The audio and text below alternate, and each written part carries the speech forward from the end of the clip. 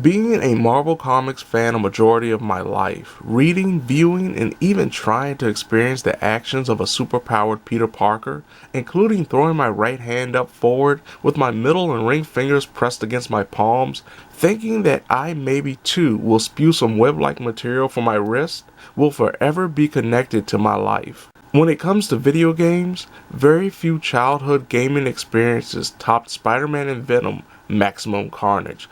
My dedication to Spider-Man video games slowly died out, with more and more mediocre entries released during the gaming generations that followed the 16-bit era. Almost 10 years after playing my last Spider-Man video game, the Insomniac Games developed Marvel Spider-Man captured the essence of what it means to be everyone's favorite neighborhood Spider-Man, with superb web-slinging, masterful combat options, many goons waiting to be thrashed, and memorable though too few boss battles.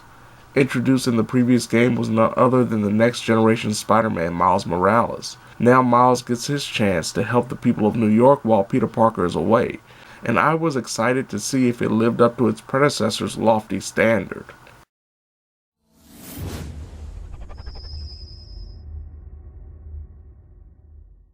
With the J.J. Jameson dubbed original Spider-Man missing in action during a hectic time in New York's history after the events of the 2018 game, Miles Morales takes the helm as the city's hero, though the people themselves are a little slower to warm up to this smaller, obviously inexperienced version of the guy who saved them from entering the negative zone. Of course, it's through an app that Miles discovers his best way to help the people, while being pulled into a conflict similar to what Peter found himself dealing with a game ago, right down to a corporation not necessarily looking out for the best interests of the people.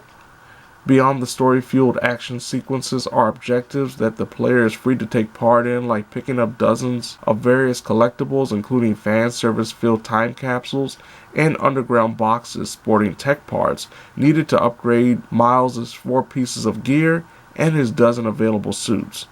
There are also challenges set up by Parker for Miles to complete, focusing on web-slinging, melee combat, and stealth, as well as the returning randomized crimes that become less random after the player completes them all. The trophy list was very similar to its predecessor, with few challenges needed for the player to go out of their way to complete, other than finishing the story in New Game Plus mode after completing the story initially.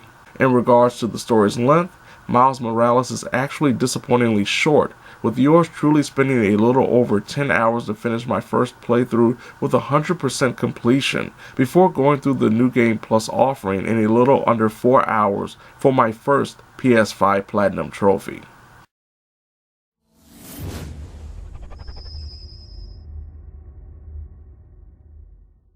As expected, web slinging around this version of New York is still incredibly intuitive from the onset, with the right trigger being used to sling and the X button to propel forward.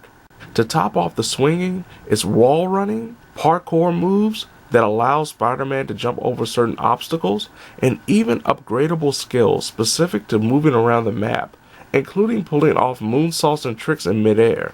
Though it will take the player a little bit of effort to get used to the timing when pulling off swings and jumps, the exhilarating feeling of playing as Spider-Man as he makes his way through New York is almost immediate, though moving around walls inside buildings or even outside at lower altitudes can prove to be a hassle due to the camera moving in too close or objects like trees and walls not becoming see-through.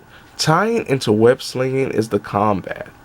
Spider-Man can jump off walls to throw punches, shoot his webbing to toss enemies or even disarm them, and use a double trigger tap to zip towards safety like an overhead steel beam. But what about when Spidey is going toe-to-toe with his enemies? The masked Marvel can throw a variety of punches and kicks thanks to the player simply hitting or holding the square button that fills a meter that can both help him heal or pull off finishing sequences. Mixing in jumps and web slinging by tapping the X and triangle buttons respectively will have Spider-Man pulling off impressive combos. One of the most important things regarding this game's combat system is dodging. By pressing the circle button in correlation with Spidey's spider sense going off, can create opportunities for counterattacks, especially when Spider-Man is leveled up. Dodging and striking also ties into a Morales-specific ability, Venom Power. With the filling of a bar underneath Spider-Man's health, Miles can unleash up to 4 different maneuvers with a tap of the L1 button, alongside 1 or 2 of the face buttons. These Venom attacks not only pack a big punch, they also stun any enemies struck that aren't knocked out immediately, leaving them open for subsequent attacks. Venom power attacks also play a big role in almost every boss battle, with the player usually building up the Venom meter for that devastating blow. The stealth system from the 2018 game gets a boost as well. Midway through the story, Miles discovers he can temporarily turn invisible. This camouflage technique is great for getting the jump on adversaries during missions both side and main, as well as escaping danger by turning invisible, shooting up to a nearby rafter, and waiting for the frustrated enemies to return to their patrol while the player re-strategizes. Considering the lacking heft in regards to the narrative, also comes a smaller offering pertaining gadgets and the abilities Miles can utilize. Of course, there's the aforementioned skill tree that features 3 sections, one focusing on melee improvements, increasing Venom power, and improving Miles' camo. Miles' 4 gadgets can too be upgraded, with him being able to deploy holograms to assist in battle, throwing out a gravity-based magnetic collider, and a deployable remote bomb to complement his web shooter. One of the best features in the last game returns here with the implementation of suits. The player can purchase upgrades for Spidey's gadgets and even Spider suits, with each suit having a specific boost when worn, like increasing defenses against melee attacks or bullets. To add to the buffs are the 2 slots available for the visor mods and suit mods, respectively. While it's disappointing there aren't grand abilities like Web Blossom or even the robot-controlled Spider-Bot attached to the unlocking of suits, the lack of extra abilities don't hinder the game's overall fun. As noted, the story is not the most massive or even half as long as the 2018 offering, but is memorable for all the right reasons. Almost immediately, the player will discover the thought and care Miles Morales' developers used when exploring the cultural side of Harlem. The seamless inclusion of Puerto Rican and African American tributes allows for immersion without coming across as pandering. Like the previous entry, there are 2 major villains, with one being rather predictable and the other, the Tinkerer, having a showcase that rivals, if not surpasses, the presentation of Dr. Octopus in Marvel Spider-Man.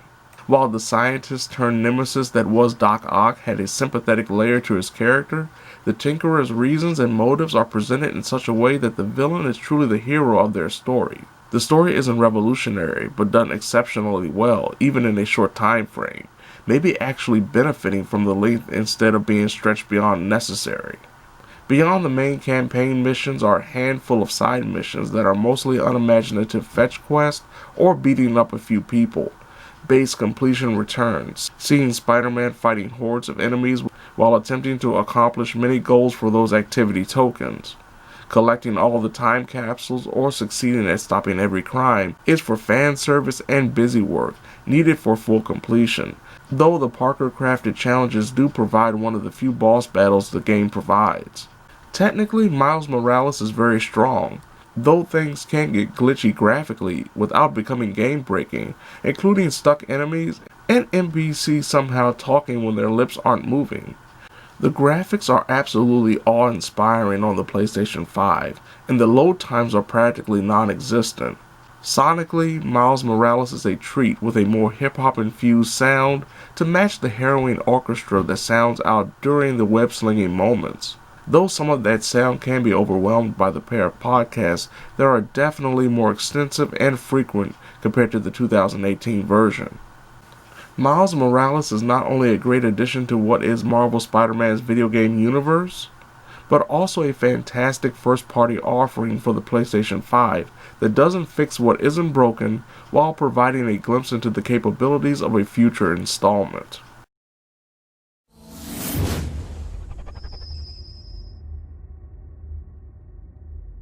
As marvelous as Spider-Man was in 2018, this provides more of the same with some added, or in case of certain things like gadgets and abilities, removed, features and a compact story that is as, if not more memorable than what came before it, with Peter Parker as the focus.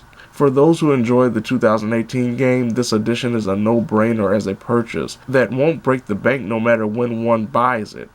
Considering the game's length and more constricted nature, Miles Morales may be a better offering for those not wanting to deposit more than 10 to 15 hours into a game right now. It's hard to deny just how wonderful this latest iteration in the Spider-Man video game universe is. Just like it's hard to deny how cute it is to take Spider-Man the cat and to battle alongside Harlem's latest hero.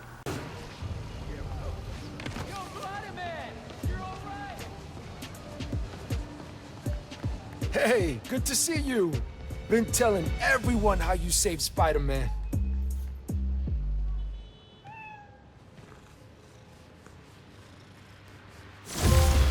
You ready to swing, Spider-Cat? You two look great.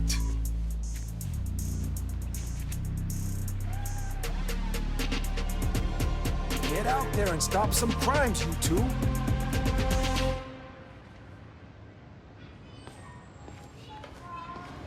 I can't wait to hear what you get up to. Overridden. Let's stay. He's kicking us out!